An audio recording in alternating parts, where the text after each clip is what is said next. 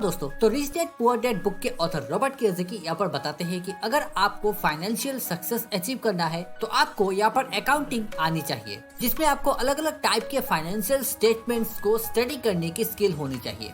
और ये इस वजह से जरूरी है क्योंकि मान लो कि आपके पास बहुत सारा पैसा आता है तो उस समय आपके सामने सबसे बड़ा चैलेंज ये होगा कि आप उस पैसे को किस तरह से मैनेज करोगे। क्योंकि अगर आप ऐसा सोच के इन पैसे को खर्च करना शुरू कर देते हो कि लोग आपको यहाँ पर अमीर समझेंगे, तो यहाँ पर कुछ ही समय के बाद आपका सारा पैसा चला जाएगा और आप पहले की पोजीशन में आ जाओगे या फिर उससे भी कहीं ज्यादा खराब पोजीशन में आ सकते हो। क्योंकि ज्यादातर हम सभी में ये आदत होती है कि जब भी पैसा आता है तो हम उसको किसी न किसी को शो ऑफ करने की कोशिश करते हैं। तो इस जगह पर फाइनेंशियल स्टेटमेंट्स आपकी मदद करता है उन सभी खर्चों को मैनेज करने के लिए जो आपको एक्चुअल में किसी भी तरह के फायदा नहीं दे रहा है। लेकिन यहाँ पर दिक्कत यही होती है कि ये फाइनेंशियल स्टेटमेंट्स काफी ज्यादा कंफ्यूजिंग होती है, समझ में नहीं आता कि ये क्या कह रहे हैं। तो इस जगह पर ऑथर ने बहुत ही सिंपल तरीके से इन फाइनेंशियल स्टेटमेंट्स को अपने बुक में मेंशन किया है। और इस वीडियो में हम इसी तरह के फाइनेंशियल स्टेटमेंट्स को यहाँ पर देखेंगे, जिसको यहाँ पर कैश फ्लो के नाम से भी जाना जाता है। और इसके जरिए आपको ये आइडिया हो जाएगा कि अमीर लोग किस तरह से अपने पैसे को मैनेज करते हैं, किस तरह से वो अपने ऐसे खर्चों को कंट्रोल करते हैं जो उनको कोई भी फायदा नहीं दिलाते और वो अपने पैसे को लगातार बढ़ाते रहते हैं। तो चलिए बिना देरी के शुरू करते हैं। तो सबसे पहले तो यहाँ पर फाइनेंशियल स्टेटमेंट या फिर जिसको कैश फ्लो कहा जाता है वो दिखने में कुछ इस तरह का यहाँ पर होता है। यहाँ पर दो बॉक्स होते हैं, एक होता है इनकम स्टेटमेंट और दूसरा होता है बैलेंस शीट। अब यहाँ पर इनकम स्टेटमेंट को प्रॉफिट एंड लॉस स्टेटमेंट के नाम से भी जाना जाता है। तो इस बॉक्स में दो और बॉक्सेस होते हैं, जिसपे एक होता है इनकम और दूसरा होता है एक्सपेंस। तो आप जो भी पैसे कमाते हो, जो भी आपकी कमाई के सोर्सेस है, वो सभी कुछ आप यहाँ पर इनकम पे लिख सकते हो। इससे आपको आइडिया रहेगा कि आप किस किस सोर्सेस से कितना कितना पैसा कमा रहे हो। उसके बाद जो भी आपके खर्चे होते हैं उसको आपको एक्सपेंसेस पे लिखते जाना है। और इससे ये भी आपके सामने क्लियर हो जाएगा कि आप कौन कौन से चीजों पे पैसे खर्च करते हो, और उस तरह से आप अपने पैसे को बेकार की जगहों पर खर्च करने से भी रोक सकते हो। उसके ठीक नीचे जो आता है बैलेंस शीट, वो भी एक बहुत ही इम्पोर्टेंट पार्ट है इस फाइनेंशियल स्टेटमेंट का। इसमें दो नाम यहाँ पर आपको दिखाई देंगे, एक होता है एसेट और दूसरा होता है लायबिलिटी। तो यहाँ पर अगर एसेट या लायबिलिटीज को सिंपल तरीके से बोला जाए तो ये कुछ ऐसा होता है।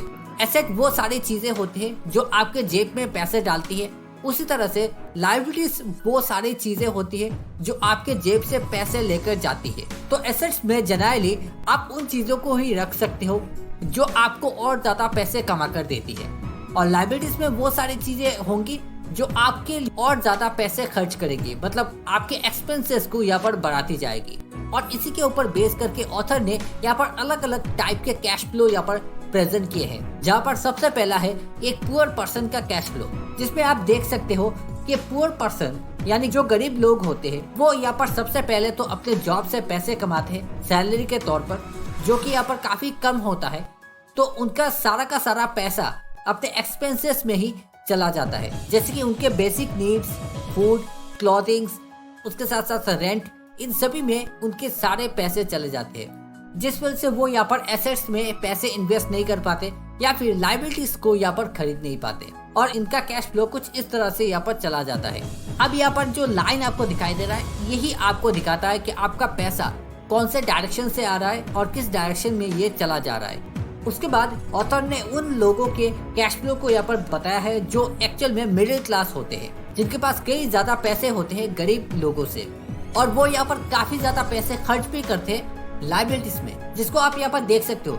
जैसे कि उनका भी यहाँ पर कमाई होती है सैलरी से, और उनको भी यहाँ पर उस सैलरी के हिसाब से बहुत सारा टैक्स देना पड़ता है। इसके साथ यहाँ पर उनके लायबिलिटीज में भी वो काफी सारे खर्चे भी करते हैं। अगर बेसिक खर्चे को छोड़ दिया जाए तो कुछ एक्स्ट्रा खर्चा वो यहाँ पर जो करते हैं वो उनके लायबिलिटीज में आते हैं, जैसे कि कार लोन्स, क्रेडिट कार्ड के डेट, उसके साथ साथ और भी कई सारे छोटे मोटे लोन्स वो भी यहाँ पर लायबिलिटीज में आते हैं, और फिर उनके इंस्टॉलमेंट वगैरह इन सभी को एक्सपेंसेस में डाल दिया जाता है, जिसकी वजह से उनके एक्सपेंसेस यहाँ पर बढ़ते जाते हैं। और इसकी सबसे बड़ी वजह ऑथर ने बताया है फाइनेंशियल इलिटरेसी, मतलब जो मिडिल क्लास लोग होते हैं या फिर गरीब लोग होते हैं उनके पास फाइनेंशियल नॉलेज नहीं होती।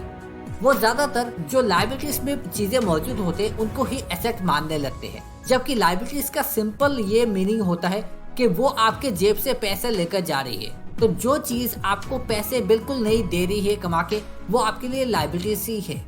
तो दोस्तों अब देखते हैं कि अमीर लोग किस तरह से अपने पैसे को मैनेज करते हैं। तो उनका कैश फ्लो कुछ इस तरह से आपको दिखाई देता है, जहाँ पर इनकम में आप देख सकते हो कि कई सारे सोर्सेस की मदद से उनकी इनकम बढ़ती रहती है। और ये सोर्सेस कहाँ से आते हैं? वो एसेट्स की मदद से आते हैं। जैसे कि एसेट्स में real estate, stocks, bonds, intellectual property, इनकी मदद से यहाँ पर इनकम भी बढ़ती रहती है, जैसे कि rental income, dividend, interest, royalties etcetera. तो दोस्तों वो इसी एसेट्स की मदद से अपने बहुत सारे पैसे यहाँ पर बनाते हैं, जबकि बाकी के पुअर और मिडिल क्लास लोग यहाँ पर सैलरी के ऊपर ही डिपेंड करते हैं और इसी सैलरी की मदद से वो अपने खर्चों को यहाँ पर चलाते हैं। तो अगर आपको भी फाइनेंशियली फ्री होना है तो यहाँ पर आपको अमीर लोगों के कैश फ्लो को बहुत अच्छे से स्टडी करनी है, बहुत अच्छे से यहाँ पर देखनी है कि वो किस तरह से अपने एसेट्स की मदद से यहाँ पर इनकम के अलग अलग रास्ते खोल लेते हैं, जिनके जरिए वो बिना काम किए ही बहुत सारे पैसे भी कमा लेते हैं। और इस तरह से वो फाइनेंशियली फ्री भी बनते हैं, क्योंकि वो अपने लायबिलिटीज को कम करते हैं, एसेट्स पे ज्यादा फोकस देते हैं, जिस वजह से उनके पास अलग अलग सोर्सेज से इनकम यहाँ पर आती रहती है। तो दोस्तों ये था कैश फ्लो, जिसकी मदद से आप भी अपने पैसे को बहुत अच्छे से मैनेज करना सीख सकते हो। तो आप कमेंट पे जरूर बताना कि ये वीडियो आपके काम आया है या नहीं। अगर ये वीडियो आपके काम की लगी हो तो इसे लाइक जरूर करना और चैनल को भी सब्सक्राइब कर देना, ताकि आपका सपोर्ट यहाँ पर बना रहे। तो फिर मिलते हैं अगले वीडियो में, तब तक के लिए ये वीडियो देखने के लिए आप सभी को बहुत बहुत थैंक यू।